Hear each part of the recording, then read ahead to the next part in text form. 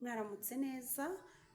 Mperutse kubabwira ngo turadekora, twambika abageni, dukora dekorasiyo nziza, dekorasiyo zitandukanye, ukihitiramo ibikunogeye, ugahitamo dekorasiyo bitewe n'uko uyishaka. Tugira dekorasiyo nyinshi zitandukanye. Ni ukuri muze tubadekorere, mwandike muri komenti, munyandikire, mushyire nimero za telefone abashaka ko nzabadekorera nkabambika.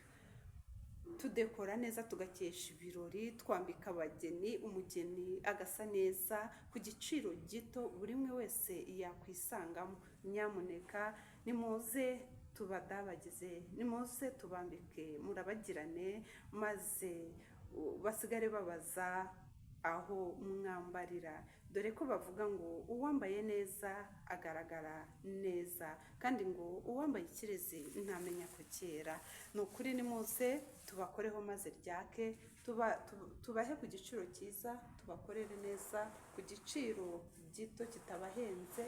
Dufite indabo nziza cyane, nziza z'amoko yose, dore ko nababwiye ko tuba dufite n'amajaride y'indabo. Ni ukuri dufite urwererane rw'indabo nziza dushobora kukudekorera, bagasigara bakubaza ngo uwakudekoreye udekoresha hehe, uwakudekoreye n'indi. Turakudekorera rwose bikanyura amaso, bikanyura benshi. Ni ukuri baradushakisha, benshi turabakorera, benshi ndabashimira. Namwe mwandika, mwe muduhamagara, mwe mutubwira tukabafasha.